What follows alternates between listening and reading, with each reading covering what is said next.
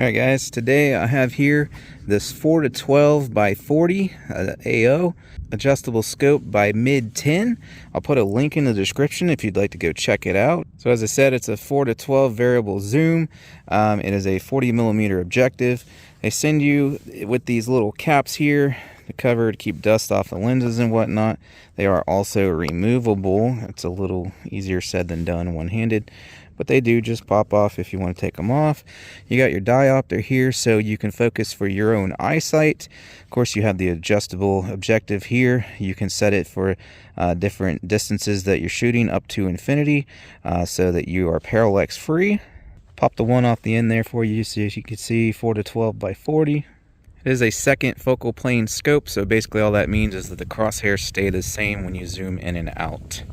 And over here, before all this crap falls off, the wind keeps kicking up on me off and on here. Here's what you get in the box. So, you know, it comes with this padded foam around it in a little plastic bag. Give you your screen wipe there, and there is undoubtedly your mounting instructions and whatnot. I was going to look and see if there was any... Hopefully that didn't have personal information on it. Any warranty information in here. Let me take a look real quick. All right, so down here on the back, 12-month warranty, okay? And this brings me to the reticle that it has. So it's a MOA/BDC dead hold reticle. Now MidTen is what one would consider to be a budget brand, really affordable scopes, but this one is priced just a little bit higher than most of their other offerings, and there's a reason for that, and that's also part of the reason I actually really like this scope. Other than the fit and finish being really nice, even for the price that they do ask, this is geared more towards heavy recoiling rifles. So in their listing, not only do they advertise that it'll withstand up to 1,000 Gs of shock, but instead of having the typical roughly 3-inch eye relief like most scopes have, it has a 4-inch eye relief. So you actually get to keep your face pretty far back there, which is really useful if you're putting it on something with a lot of recoil. That way the scope doesn't punch you in the face. And I've already confirmed with my other scopes on my other rifles and scopes I just have sitting around that this definitely has more eye relief. I can see it clearly through the tube there. I can see clearly right about 4 inches, just like they say, which is quite a bit further out than all my other scopes. So I'm able to keep my face further away and still see crystal clear through this on this one than I am my other scopes. So that's nice. Not only does it have a high shock rating, so it can handle heavy calibers, which, by the way, it's hard to find, but in my research, 1,000 Gs, that should be able to handle up to about a 338 Winchester. That's a pretty heavy recoiling rifle. That's more than 308, 30-06 and whatnot. So 1,000 Gs, you should have no worries whatsoever putting this on, you know, 308, 30-06, 7mm rim mag. Certainly anything less powerful like 270, 6.5 Creedmoor. But off of that, in my research, it should be able to handle up to like a 338 Winchester, and that's quite a bit of recoil there. And honestly, I'm not sure if you can get any other scopes like this that give you 4 inches of eye relief so you don't get punched in the face and can also handle that much recoil. So as long as she performs today, it's probably your best option right there, under $100 for, you know, putting on something of that large a caliber to be able to handle that. So I'm aiming to test that out today, and I'm going to use a rather unconventional method to test that out. So I'm going to put it on my 7.62x39 upper. For those who don't know, that's the, you know, the AK around there. And these are heavier. The typical ones are 123 grain. These are 154 grain, so it's going to have a little more kick there. Certainly more recoil than 223-5.56.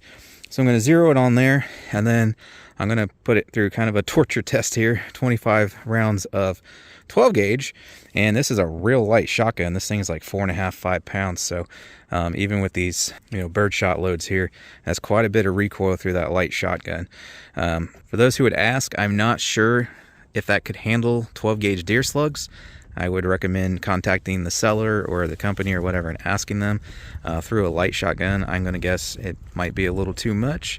But as you all know, 12 gauge, regardless of what load you're using, pretty stout on the recoil there. So that's how I'm going to test it out today. Like I said, we'll get her zeroed on here. put it 25 rounds of 12 gauge through it, throw it back on, make sure it held 0, and shoot a few groups and whatnot. And as long as she doesn't move around, we know it's good to go there. Which, by the way, I'm really hoping that it survives, and I believe it will, because I actually really like this thing. So like I said, fit and finish and whatnot, but also astounding to me is the clarity. Again, like almost impossible, or probably is impossible to show you guys through the camera. It's always going to look worse on camera, but this is just as clear as some of my higher end scopes, so real good clear glass through this. I really like it. So anyways, before I ramble on too much more, I'm going to get her mounted up here and we'll get started.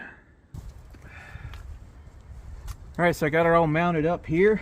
I left the little flip up caps off because of the close clearances there. Should be able to see there is clearance though, it's not touching, but that's why I left the caps off. Obviously you can change the height, you know, for your particular rifle, different height mounts if you need a little more clearance, so you can have the caps on, whatever. As I said, this is 7.62x39, so it already inherently has more recoil than, you know, a 223-556 AR. But on top of that, you know, semi-automatic, the action slamming back and forth in the receiver here, you know, that does a little bit of number on the scopes as well. So shooting a semi-automatic is like shooting a bolt action of a heavier caliber because of that constantly slamming back and forth in there. So that's a good test as well. As I said, I'm using the heaviest that I know of, 7.62x39 loads you can get, so it's going to have even more recoil. Plus, this being a budget level AR, hopefully you guys can hear that. It's a bit of a rattle trap, so it's going to shake that thing up pretty good. So it'll be a decent test for it, but I'm still going to throw it on the 12 gauge after this, and then come back on here and make sure she holds 0. Alright, so down here around 25 yards or so, I got some, if they're still, yeah, there we go, I see them. This little orange sticker here, we'll just shoot at that to start to get this thing zeroed. Okay, so these are just the preliminary shots. I'm going to shoot at that orange dot on the right there, and they're going to be, you know, we don't know where it's going to hit yet, so I got to find where it's impacting so I can start making adjustments on the scope to get her zeroed.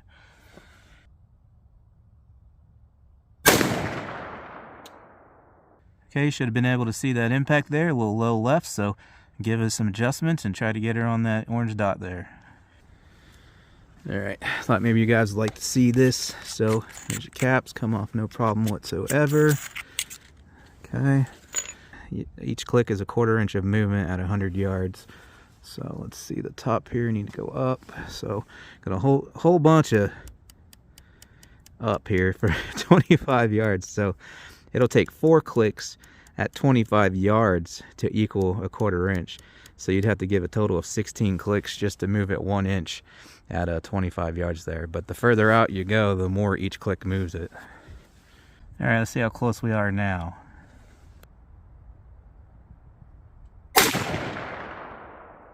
Oh, sorry about that. I guess the camera moved on you guys, but you can see the shot there off to the left. So I think I pulled that off to the left. Either that or I was stupid and I'd have to check the footage, turned it the wrong way. But aha, I was stupid. You guys are probably yelling in the video, wrong way, dummy. Because I needed to go the right, not left. I did turn it the wrong way. Alright, let's try that again.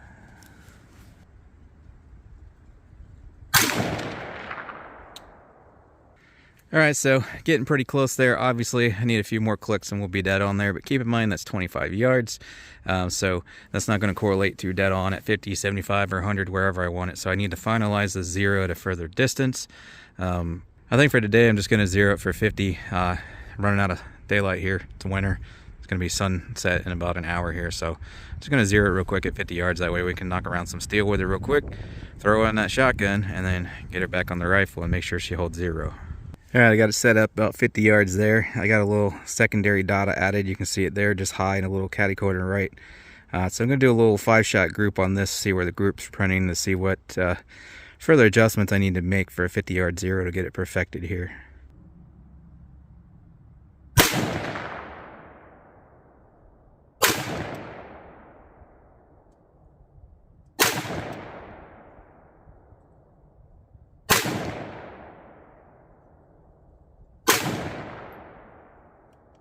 Alright, so you guys should be able to see there, that first shot I pulled high left.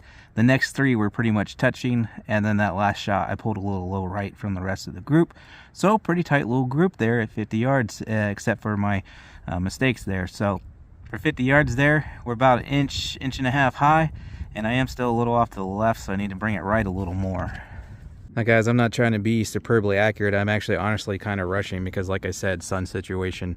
Yeah, so I'm running out of time here and rushing these shots a little. You can see what the gun can do there, and the scope, I guess, for that matter. The 3 shots touching when I got 3 good shots in a row. The first one I pulled a lot, the last one I pulled a little. But that's why I'm pulling them, because I'm kind of rushing here, just trying to get these shots. Because we don't need to be super precise or anything. I want to hurry up and get to that 12 gauge and then get back on here. Again, just kind of rush shots here, but we should be about on bullseye now there at 50 yards.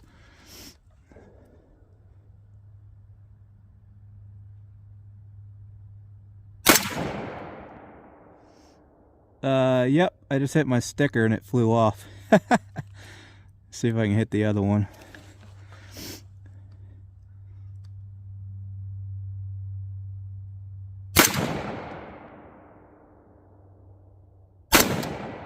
Yep.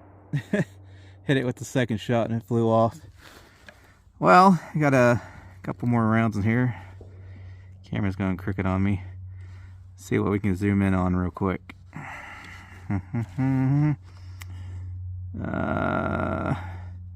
I kind of really want to show you this. Hang on. So back out there where we were, see that little steel target peeking around the edge there? I'm going to try to hit that. Just off the edge of the wood there.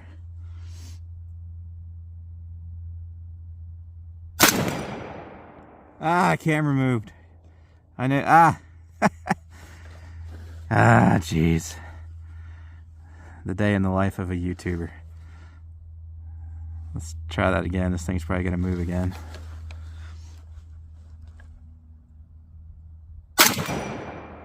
There you go. Held a lot more still for you guys that time. So, I think she's good to go. Let's hit some more targets and further out targets.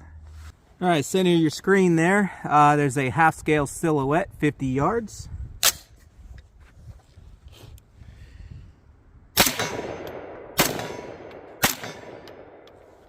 Now let's go out to 100 here. Now, excuse me, this is actually about 120 yards. I keep forgetting we moved the range back about 20 yards here. So I'm just going to freehand these, standing behind the camera.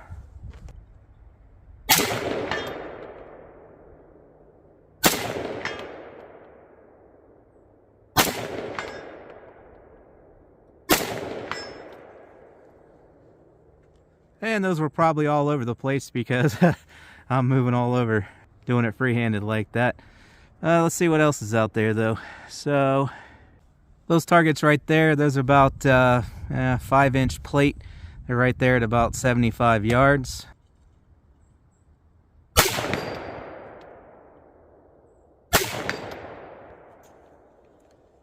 right, let's go ahead and switch this thing over to the 12 gauge.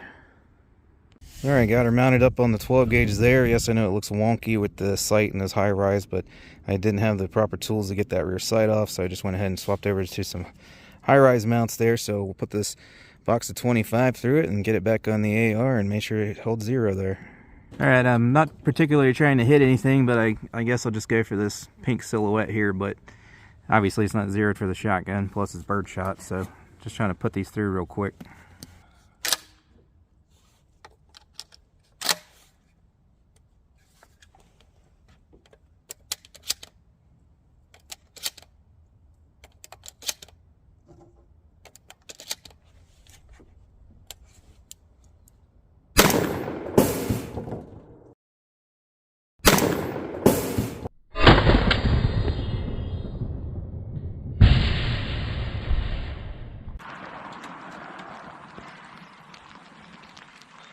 Damn. That was a fail on the shotgun. Yeah. Okay, that time it hit me in the face.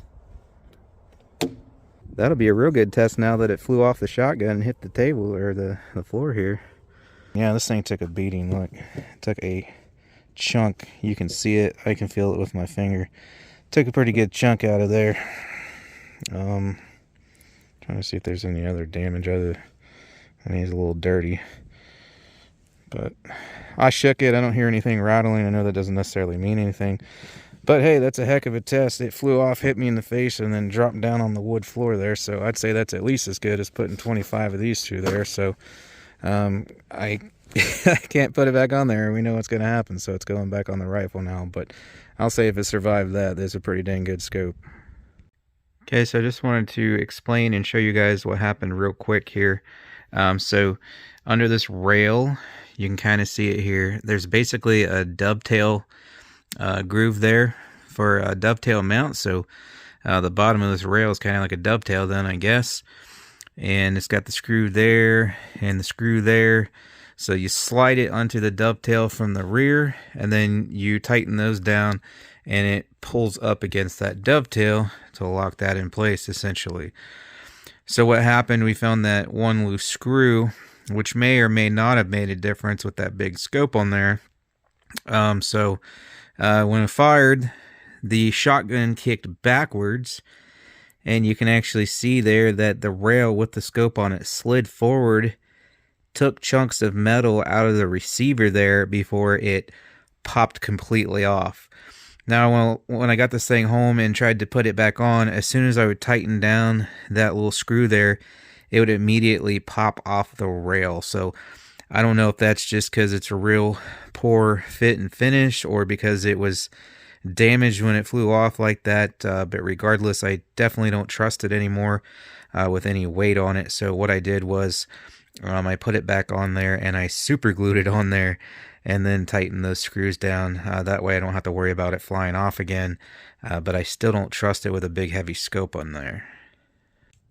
Alright, so here we are out at the rifle range. You can see, got it mounted back up on the AR there. I believe the same location that it was in. You can see it's absolutely the same scope, because there's our big dent from the drop. Target out here 50 yards. And, well, we'll see if she held 0 after that drop, and print some groups with it. I'm also going to play with both turrets up, down, left, right to make sure that they're still functional as well.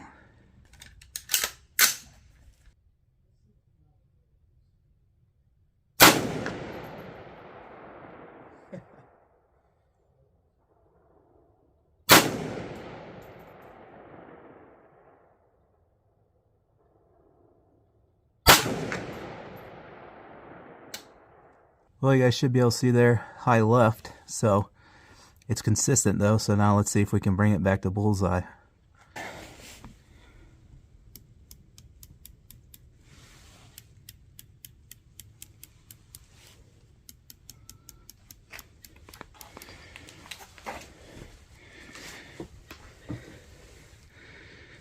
Right.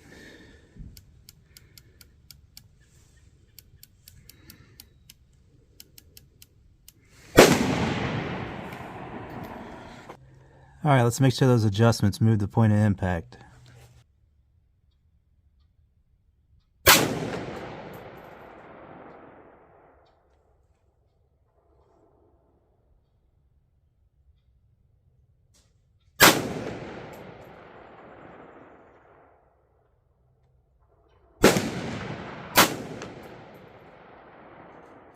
All right, so it's about a 1 1/4 inch group there. Low, obviously, slightly left. Make a few more adjustments.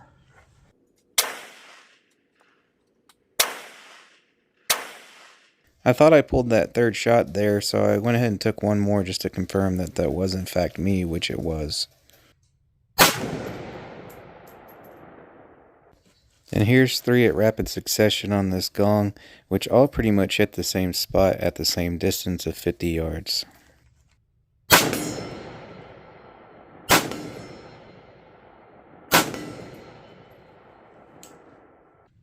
Well, it's still holding 0 in decently tight groups too, so I'm going to go out here to the 150 yard mound here. See this ram there on top of it, and we'll send 3 down to him, center mass.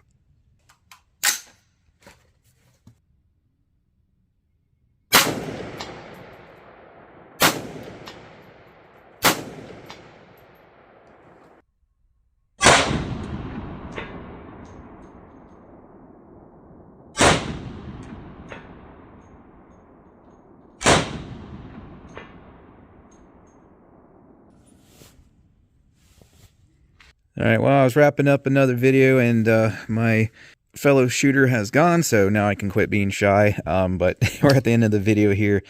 What else is there to say? I mean, it flung off the shotgun, it smashed into that metal table and on that hardwood floor, and it's still holding zero. It's still working. Well, our zero is a little bit off. I mean, when you take a scope off and put it back on, usually if you just take it off from the rail and put it back on, it should hold zero or very close to zero.